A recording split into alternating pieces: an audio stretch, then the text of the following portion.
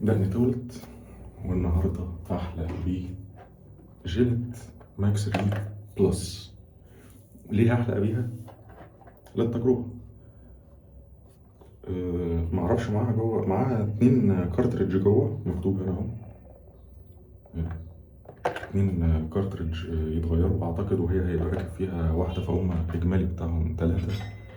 كنت جايبها من أمازون بزي 220 240 250 حاجة زي كده، أقل من 300 جنيه يعني. بس هي كلها كده على بعضها أخف من السيفتي ريزور ده هنا روكويل 6S.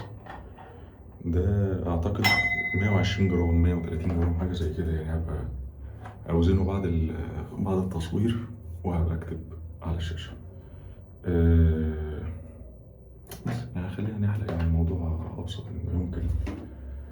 أعتقد برضو لما هيكون حد بيستخدم كارتريدج، هيكون بيستخدم حاجة سهلة في الاستخدام كرهوة أو كده. مش هيكون بيستخدم معجون حلاقة مثلا أو حاجة زي كده. أنا هنا جبت برضو أولد سبايس، لسه جايلي من شوية، هبقى أجربه قدام يعني. وجبت برضو فرشة من مكان حد كان قايلهولي في الكومنتات بتاعت الفيديو اللي فات. فرشة ممتازة جدا ككواليتي مش ككواليتي يعني، بس يعني بالنسبة للي موجود في السوق هي كويسة. وبالنسبة طبعا سعرها، كنت جايبها ب 70 75 جنيه حاجة زي كده. ماشي، خلينا نحلب ونفتح البتاعة دي. هي هنا مقفولة، تحس إن هي هابي ميل مقفولة كده، عارف يعني، بتفتح العلبة من فوق كده زي الهابي ميل. ده شكلها.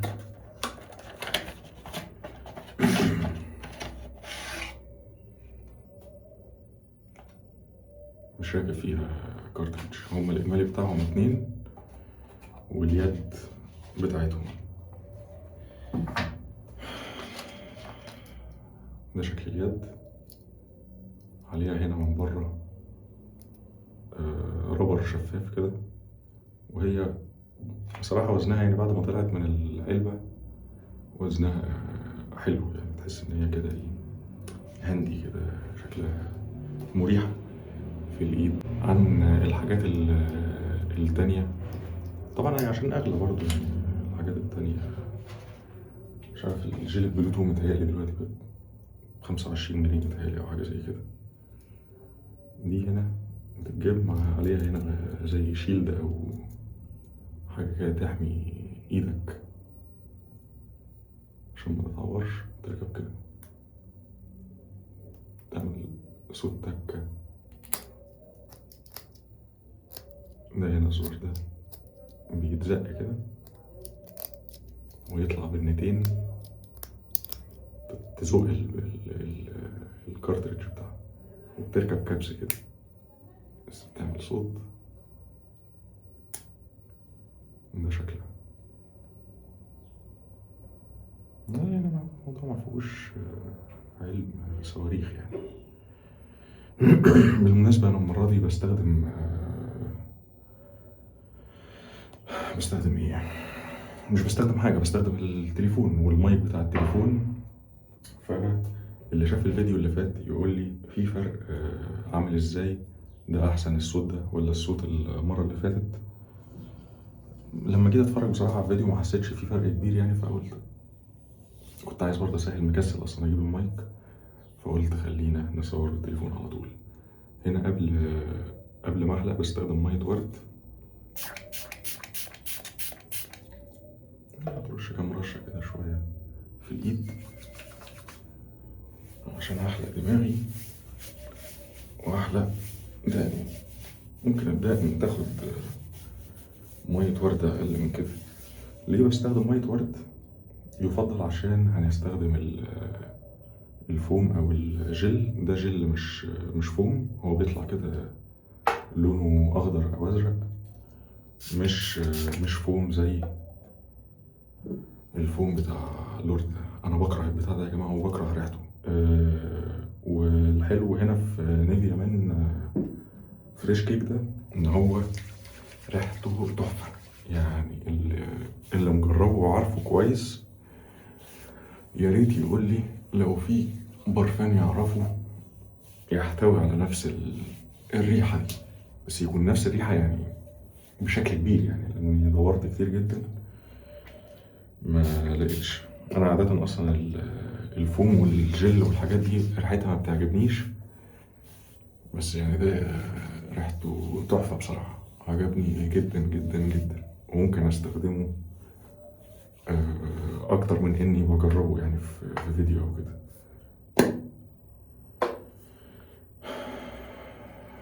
خلي بالك وأنت بتدوس، عشان لما بتدوس بتلاقيه بيبظ كده وبيرمي كمية كبيرة. يعني بص، أنا بس لمستها طلع كمية كبيرة. أنت ممكن تبقى شايف إن دي كمية مش كبيرة، بس الكمية دي أنا ممكن أحلق بيها. لما تجيبها كده تعملها كده في ثواني بتلاقيها اتحولت فوم كثيف جدا جدا جدا جدا.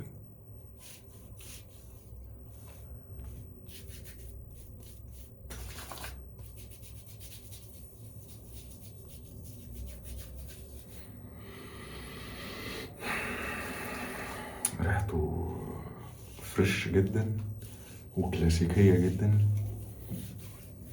ريحته تحفة.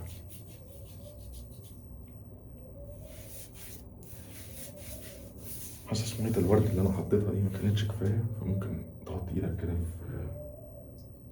في زي حاجة فيها مية او كده، وايه تبل ايدك يعني شوية. هو برضه اصلا الفوم ده بيهبط لما مثلا تسيبه على الجلد او كده كام دقيقة كده، بتلاقيه هبط، يعني مش بيفضل عامل فوم. الفوم التاني اللي هو بيتعمل بالفرشة بيفضل ثابت على حاله، وبيفضل بشكله الفوم. ممكن كتير، يعني ممكن يقعد نص ساعة مثلا، ممكن يقعد أكتر. وجرب يعني، ممكن تعمل مثلا كمية فوم كده في سلطانية وتسيبها لفترة، يعني هتلاقيها مش الرغوة بتاعتها مش بتروح يعني. ده شكل المكنة. عارف إن المكن ده ما بيتطلبش أي حرفية أو خبرة. يعني أنت بتمسك المكنة وبتنزل كده، هي بتقش على طول. وبصراحة هي بتحلق كويس، ومش حاسس بشد، مش بتشد الجلد ولا بتشد الشعر، وهي بتشيله يعني. ودي حاجة تحسب لها، حاجة كويسة.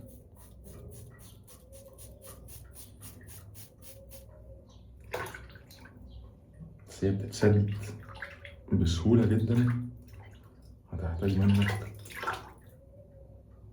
موسى بتتسد، ومش بتنضف بسهولة أوي، لأن مفيش مسافة بين اللمواس وبعضها. هي فيها 3 أمواس فوق بعض. بصوا الفوم هبط ازاي.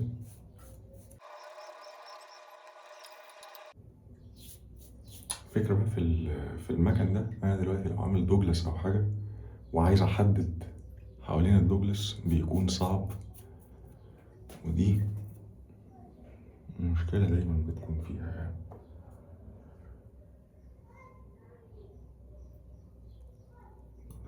لو عايز تطلع كمية صغيرة حاول تتحكم في الدوسة بتاعت ايدك ان هي ما تكونش جامدة. يعني دي الكمية اللي طلعت، شوف هتعمل كمية قد ايه دلوقتي.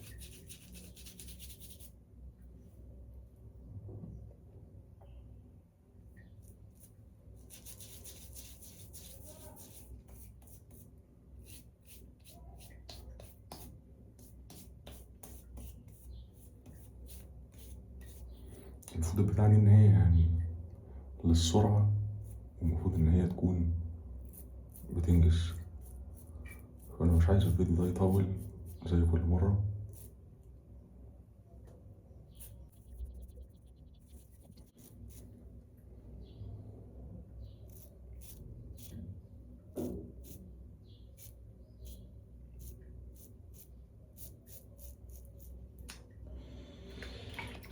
هي بتتسد بسرعة جدا، وعشان برضو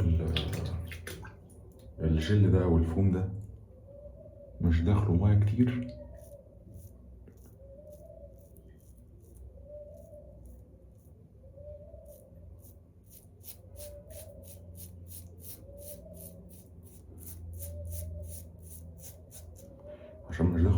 فالزحلقة بتاعت الموس على الوش مش كبيرة قوي، وعشان برضو الفوم ده مش داخله ميه كتير فهو تقيل شوية، فلما بيخش بين البليدز أو بين المواس بتاعت المكنة بيسدها بسرعة وبتبقى صعبة التنظيف.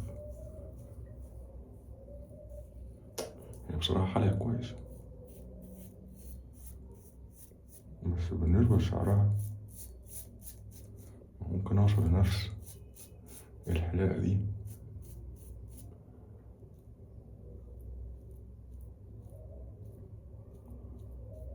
بمكنة حلاقة أشتريها مرة واحدة بس في العمر، يعني مش مكنة حلاقة بلاستيك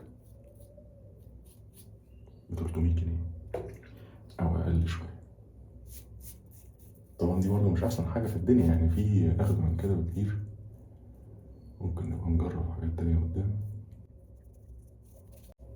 بص أنا الفوم كأني محطتش فوم، بس ممكن لما أبل الشعر تاني وأحط فوم هتلاقيه أعتقد يعني هيكون أحسن من الأول يعني.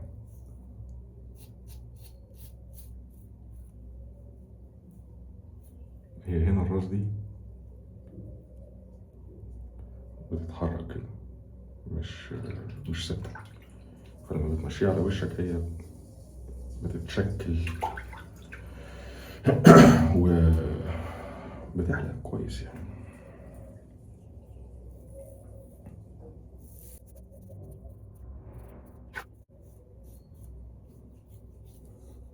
تمام يعني بالنسبة لي كده دقني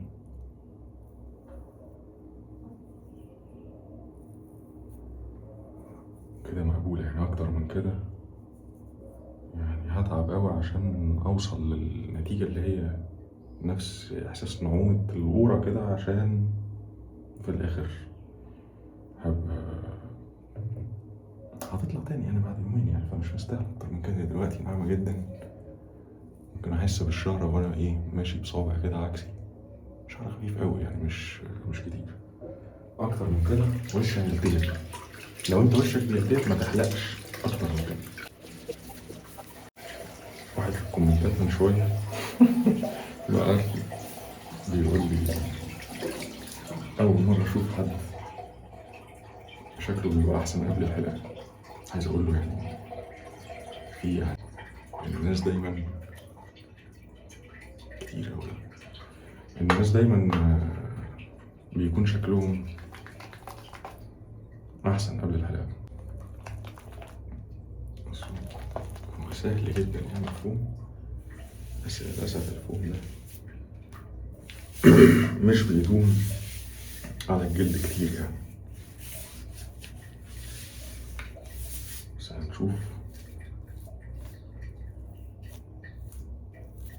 هنحلق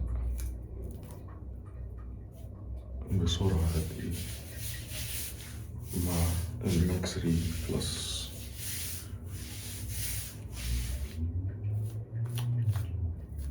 مش عايز ارمي الفوم، ممكن اسيبه هنا مثلا كده ونشوفه كمان شوية هيهبط قد ايه.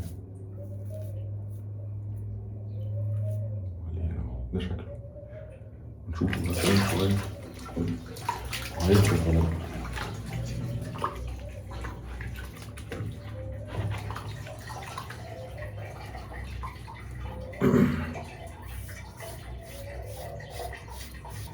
طبعا عشان تحلق الراس المكنة هتتصدى أسرع بقى ولا ايه؟ هنشوف. مش عارف في سبب ما أنا معرفوش المكنة بتنضف أسهل وبتتسد أصعب في حلاقة شعر الراس.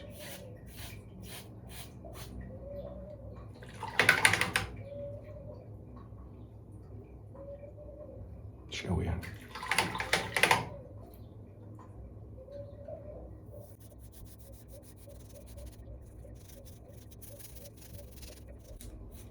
فبيقول لي بقى أول مرة يشوف حد شكله أحسن قبل الحلاقة. والله معاك حق يعني، بعد ما واحدة ببقى شبه بطاطساية بالظبط، مستر بوتيتو بتاع توي ستوري، وباتريك بتاع سبونج بوب.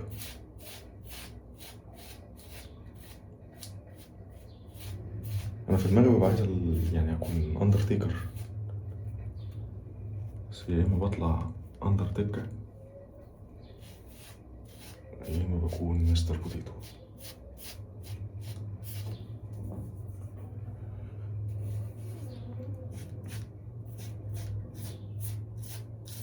هي بتحلق بصراحة، بتحلق بشكل سهل جدا.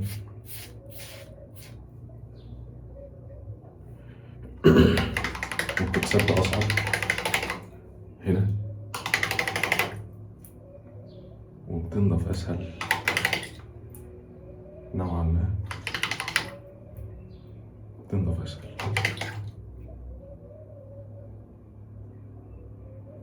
لسه في شوية يعني، بس تمام يعني، هتحلق برضه كويس.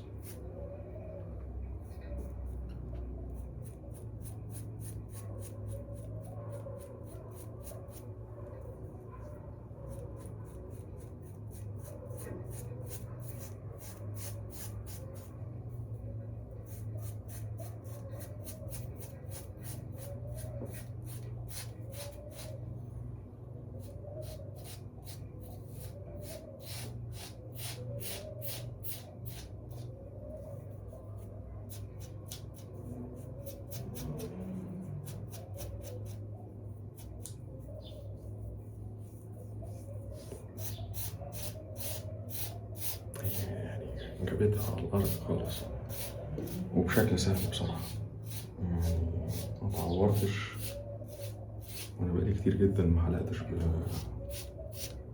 بكارتريدج، ومش بتشد الشعر. هي حلوة بصراحة بس غالية. بحس يعني حلقة الدقن والشعر والكلام ده مش المفروض إن هي تكون مكلفة،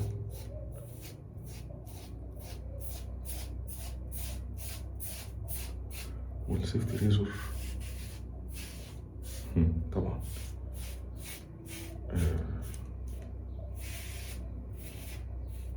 حل عبقري يعني.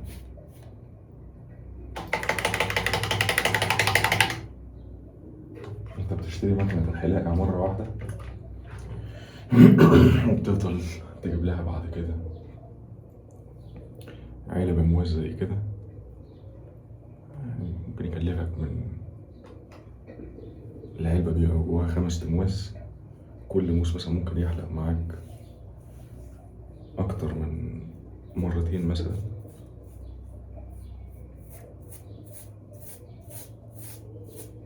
بتلاقيها في حدود من 10 جنيه، بس دي أقل حاجة يعني. أنا مبنصحش بصراحة ب 10 جنيه ده، تلاقيها من 15 جنيه 20 جنيه. لو صيدلية غالية شوية ممكن تلاقيها مثلا ب30 جنيه.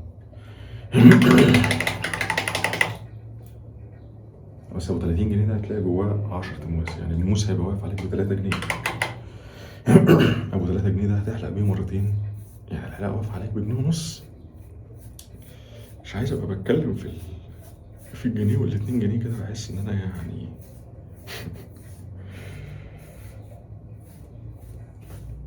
بس انا بتعصب من مكان الحلاقة المكلف زي ده كده، ودي اقل تكلفة في مكان الحلاقة المكلف، دي اقل حاجة في مكان الحلاقة المكلف. اللي هي الحاجات اللي هي بيتغير لها الكارتريدج اللي فوق وتكون كويسة زي دي. أنا كنت فاكر حلقة حلقة بيه قبل كده كانت جيلة فيكتور، وجيلة فيكتور كانت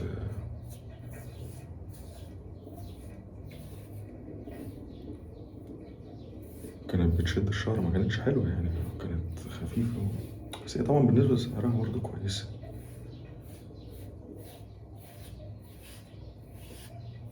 بس أنا لو بحلق مثلا 3 مرات في الأسبوع أو أكتر،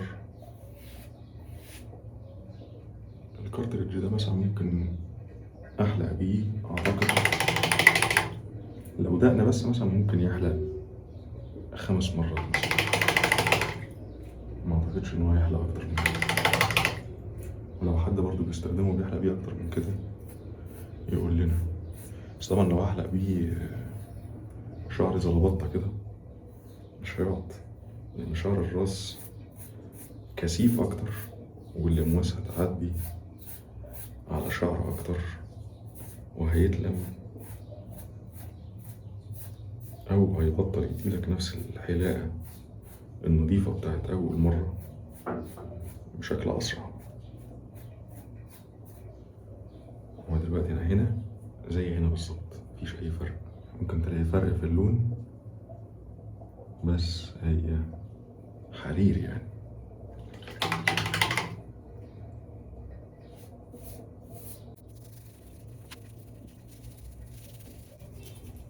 أنا بعمل كده دلوقتي ومش خايف خالص إن أنا أتعور، بس هي مش راضية تنعم الدنيا ورا أوي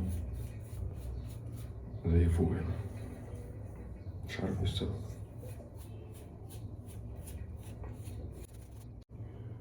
بشكل ما الفوم اللي هنا ده لسه ماسك حلو، بس معرفش ليه لما بيتفرد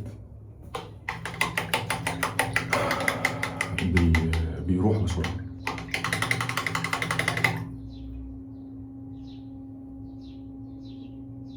ده شكلها دلوقتي بعد ما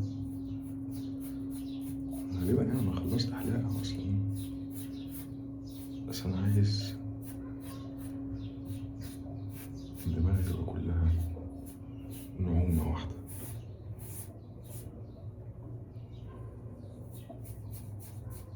ممكن أحط دول، ممكن مية الورد،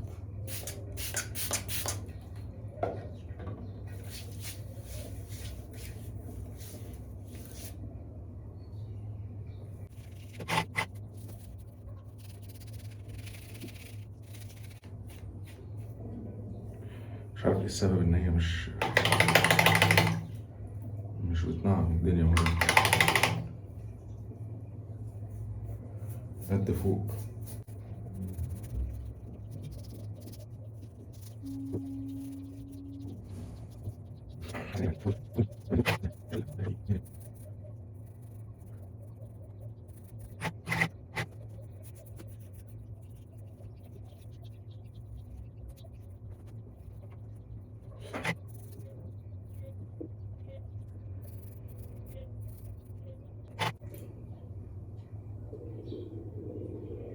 ده شكله دلوقتي بعد الحلاقة. هو بيستنى بالظبط أول لما بحلق وبيفصل بالظبط، مش ممكن يعني، مش طبيعي، مع إني موصله في الكهرباء، مش عارف أعمل معاه إيه.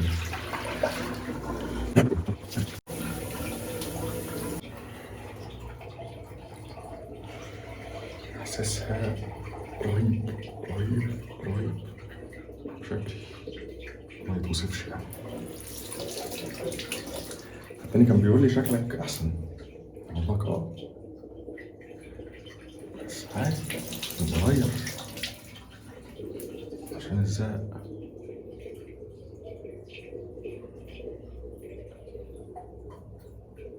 مش حاسس بأي حرقان نهائي. هنا في شوية،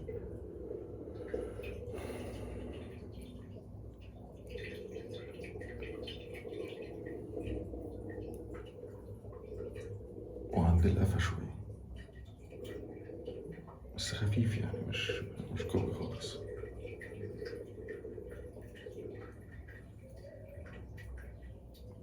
دي حاجة حلوة.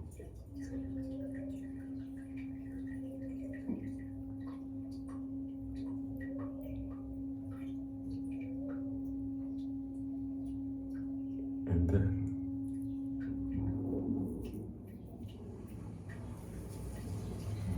يعتبر مفيش برضه. حاجات خفيفة جدا جدا. ويعني مثلا في هنا مثلا شكشكة خفيفة أوي، في هنا شكشكة خفيفة أوي، مش كل حتة بمشي عليها بتشكشك ولا حتى بشكل خفيف يعني. هنا في هنا حاجات في النقطة دي كده بالأخص خفيف أوي. دي حاجة ممتازة.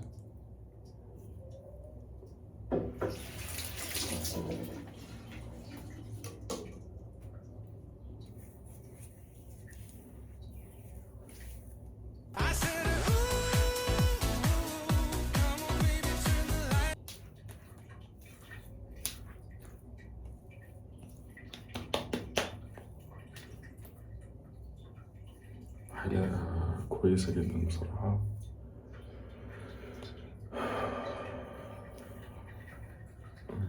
مرضية، أنا راضي، أنا تمام جدا يعني. بس طبعا أنا لو بحلق في الأسبوع أكتر من مرتين تلاتة، الموضوع ده هيبقى مكلف جدا على المدى الطويل يعني. يعني دي مثلا ممكن تكلفني، مش عارف الكارتريدج بتاعتها، أعتقد مش متأكد هي بكام بالظبط،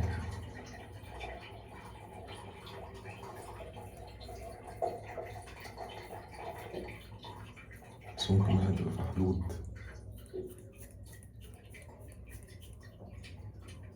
ممكن تبقى في حدود 200 جنيه، أقل من 200 جنيه، حاجة بسيطة يعني. ومعرفش برضه هيبقوا كام واحدة. ممكن أقول لكم العلبة هتبقى بكام وفيها كام واحدة بعد الفيديو ده، يعني أشيك على الأسعار بتاعتها. هقول لكم العلبة هتكون بكام وفيها كام واحدة، وأنا لو هحلق 3 مرات هتكفيني العلبة قد إيه، وفي السنة هصرف كام. أتمنى أكون عارف أشرح. ممكن مثلا الكارتريدجاية معرفش يعني الكارتريدج دي معرفش هتكفي يعني قد إيه دقن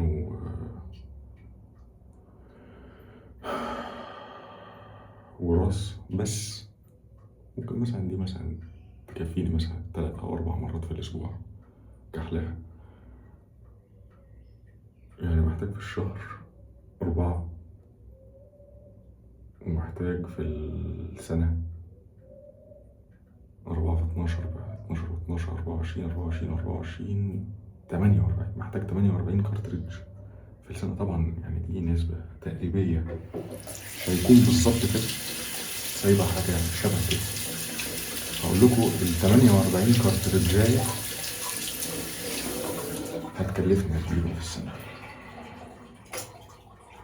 بس كده.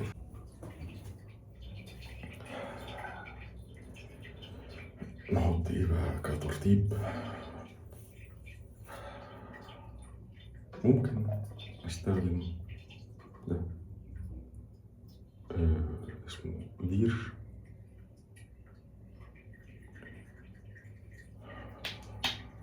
استخدم ده، مش بستخدم كتير يعني، خفيف لان انا بشرتي دهنية. لما بستخدم اي مرطب بشكل كبير بيعمل لي حبوب وبيسد المسام. دي الكمالة بستخدمها مع مية ورد ميكس.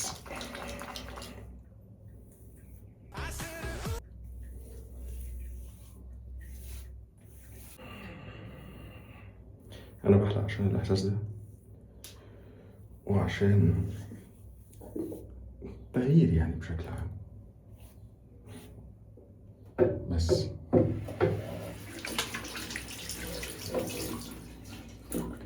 كده دي حلقة النهاردة، وأشوفكوا لما دقني تطول.